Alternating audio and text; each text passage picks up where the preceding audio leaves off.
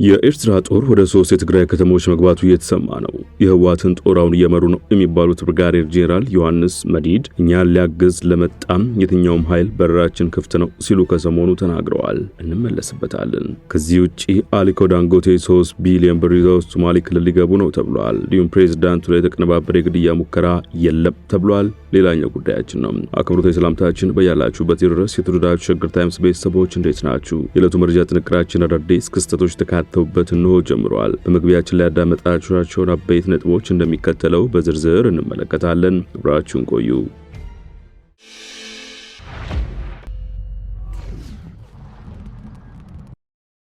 ወደ ቀዳሚ ጉዳያችን አምራችሁ አሊኮ ዳንጎቴ 3 ቢሊዮን ብር ይዘው ሶማሌ ክልል ሊገቡ ነው። አፍሪካ ቁጥር 1 ባለሀብቱ አሊኮ ዳንጎቴ ግዙፍ የማዳበሪያ ፋብሪካ ለመገንባት ከጠቅላይ ሚኒስትር አብይ አህመድ ጋር ስምምነት አድርገዋል። ኢትዮጵያ ከውጭ የሚገቡ የግብርና ግብዓቶችን ለማስቀረትና የሀገር ውስጥ አቅርቦት ሰንሰለቱን ለማረጋጋት የምታደርገውን ጥረት እውቁ ባለሀብት አግዛለሁ በሚል ብቅ ብለዋል። በዚህ ዓመት መጨረሻ የሚጀመረው ፕሮጀክቱ በክልሉ ጎዴ ከተማ የሚገነባ ሲሆን በውጭ ባለሀብት የሚከናወንና በኢትዮጵያ ከግዙፍ ፕሮጀክቶች መካከል አንዱ ያደርገዋል። ጠቅላይ ሚኒስትር አብይ አህመድ ስምምነቱ በቀጣይ ወር አጋማሽ ይፋ እንደሚሆን ጠቁመዋል። እንደ ሪፖርቶች ከሆነ ስምምነቱ የመጣው በኢትዮጵያ የግብርና ዘርፍ ላይ ከፍተኛ ጫና እየፈጠረ ነው እየተባለ በሚገኝበት ወቅት ነው።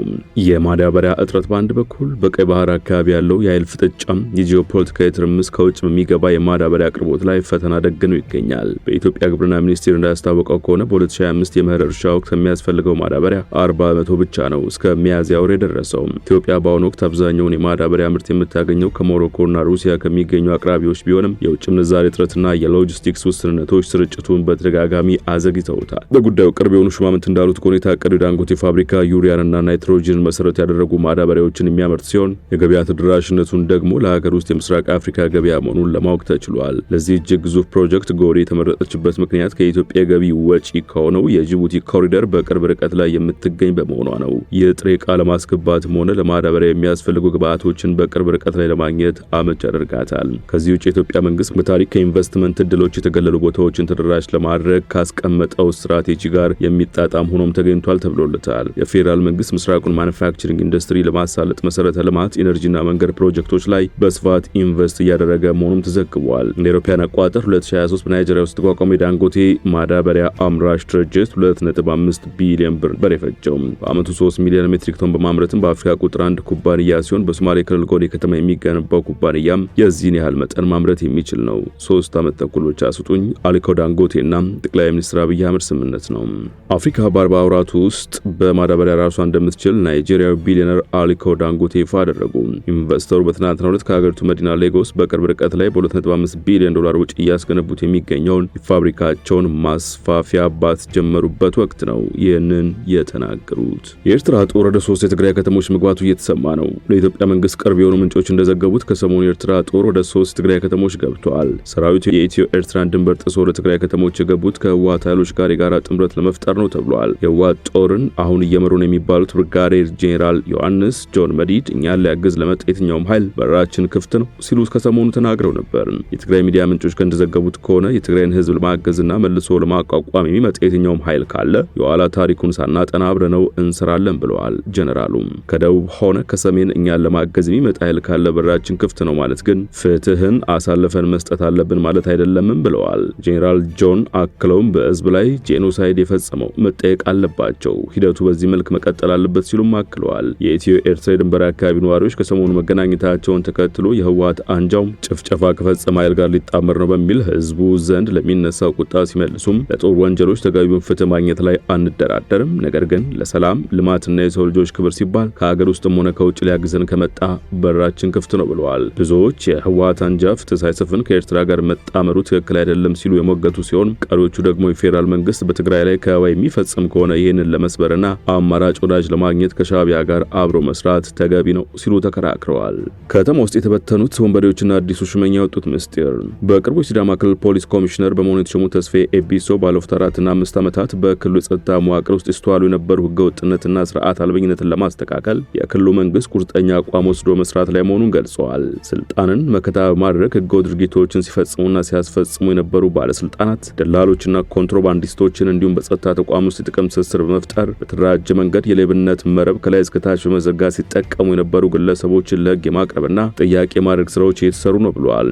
ለዚህም ስራ የህብረተሰቡ ድጋፍና ትብብር በጣም አስፈላጊ ነው ሲሉ ተደምጠዋል። ኮሚሽነሩ ወሮ በሎች ሲሉ የጠሯቸው የተወሰኑ ግለሰቦች የህግ ማስከበሩን ተግባር ሽፋን በማድረግ የህግ አስከባሪዎች በመምሰል ግለሰቦችን ከእነገሌ ጋር ናችሁ ትፈልጋላችሁና ገንዘብ አምጡ በማለት ሰዎችን የሚያስፈራሩ ተረኛ ሌቦችና አጭበርባሪዎች የተንቀሳቀሱ ስለመሆናቸው መረጃ ደርሶኛል ሲሉ አስታውቋል። ኮሚሽነር ተስፋዬ ደቢሶ በወንጀል የተጠረጠረና በህግ የሚፈለግ ሰው ካለ በህጋዊ መንገድ እንጂ የሚያስፈራሩ ሰላዮችን በማሰማራት የሚሰራ እንዳልሆነ ታውቆ ማህበረሰቡ እንዲህ አይነት ተግባር ከሚፈጽሙ አካላት እንዲጠነቀቅና እንዲህ አይነት ተግባር ሲያጋጥመው ለፖሊስ ኮሚሽን ጥቆማ እንዲሰጥ አሳስበዋል። የሲዳማ ክልል በጸጥታው ዘርፍ እያካሄደ ነው በተባለው ሪፎርም ከዚህ ቀደም በየደረጃው ለሰላምና ጸጥታ ተቋማት ተጠሪ የነበረውን የፖሊስ መዋቅር ለየመዋቅሩ አስተዳዳሪዎች እንዲሆን በማድረግ የክልሉ ሰላምና ጸጥታ ቢሮ ኃላፊ የነበሩት አለማየሁ ጢሞቴዎስን ያለመከስ መብት አስነስቶ በቁጥጥር ስር ያዋላቸው ሲሆን የቀድሞ የክልሉ ፖሊስ ኮሚሽነር ከስልጣን መነሳታቸውም አይዘነጋም። ኦብነግ አብዲ ከሪም ሼህ ሙሴ ቀልቢ ዳጋህን ከግንባሩ ሊቀመንበር አድርገው መምረጡ ተሰማ። አምስተኛ መደበኛ ጉባኤውን ሲያካሄድ የቆየው ኦብነግ አብዲ ከሪም ሼህ ሙሴ ቀልቢ ዳጋህን የግንባሩ ሊቀመንበር አድርገው መርጠዋል። በሊቀመንበርነት የተመረጡት አብዱል ከሪም ሼክ ሙሳ ኦብነግ የትጥቅ ትግል ከጀመረበት እንደ ኢትዮጵያን አቆጣጠር ከ1994 ጀምሮ ወደ ሰላማዊ ትግል እስከተመለሰበት ጊዜ ድረስ የግንባሩ ሰራዊት ጠቅላይ አዛዥ የነበሩ መሆናቸው ይታወቃል። በባንኮች ላይ የተጣለው አስገዳጅ የቦንድ ግዢ መነሳቱ ተሰማ። ሶስተኛ ስብሰባውን ትናንት ያካሄደው የኢትዮጵያ ብሔራዊ ባንክ የገንዘብ ፖሊሲ ኮሚቴ በሁሉም ንግድ ባንኮች ላይ የተጣለው አስገዳጅ የቦንድ ግዢ እንዲነሳ ወስኗል። የኢትዮጵያ ብሔራዊ ባንክ ባወጣው መግለጫ እንዳስታወቀው የገንዘብ ፖሊሲ ኮሚቴ ባደረገው ውይይት የተለያዩ ውሳኔዎችን አሳልፏል። ከነዚህም ውስጥ አንዱ ሁሉም ንግድ ባንኮች የረዥም ጊዜ ግምጃ ቤት ቦንድ ትሬዠሪ ቦንድ እንዲገዙ የሚያስገድደው የብሔራዊ ባንክ መመሪያ እንዲነሳ ያሳለፈው ውሳኔ ተጠቃሽ ነው።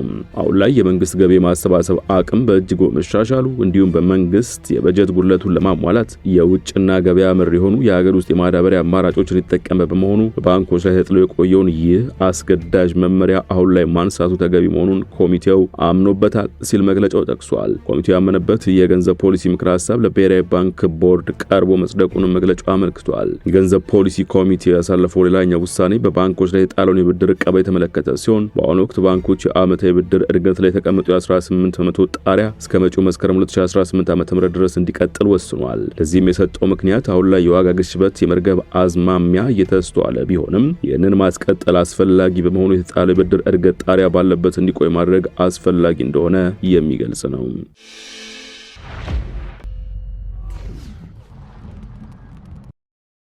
በመጨረሻም ፕሬዝዳንቱ ላይ የተቀነባበረ የግድያ ሙከራ የለም ተባለ። ሶሪያ በአህመድ አልሻራ ላይ የግድያ ሙከራ ተደረገ መባሉን አስተባብላለች። የሶሪያ መንግስት በአገሪቱ ጊዜያዊ ርዕሰ ብሔር አህመድ አልሻራ ላይ የግድያ ሙከራ ተቃጥቶባቸው ነበር መባሉን በፍጹም ሐሰት ነው ብለዋል። ቀደም ሲል አልሻራ በደቡብ የአገሪቱ ክፍል በጉብኝት ላይ በነበሩበት ወቅት የግድያ ሙከራ እንደተቃጣባቸው ወሬው ሲናፈስ መሰንበቱን አረብ ኒውስ ጽፏል። የአገሪቱ ማስታወቂያ ሚኒስቴር ግን ወሬው ሐሰት ነው ማለቱ ተሰምቷል። በአልሻራ የሚመራው አማጽያን ጥምረት የቀድሞ ፕሬዝዳንት በሽር አልአሳድን አሳደር በትጥቅ አመጽ ማስወገዱ ይታወቃል። አህመድ አልሻራ የቀድሞ ስርዓት ከተወገደ በኋላ የአገሪቱ ጊዜያዊ ፕሬዝዳንት ከተደረጉ ከመንፈቅ በላይ ሆኗቸዋል። ያም ሆኖ አገሪቱ አሁንም ወደ ሙሉ መረጋጋት እንዳልተመለሰች ይነገራል። ጥንቅራችን አበቃ። ጤና ይስጥልን።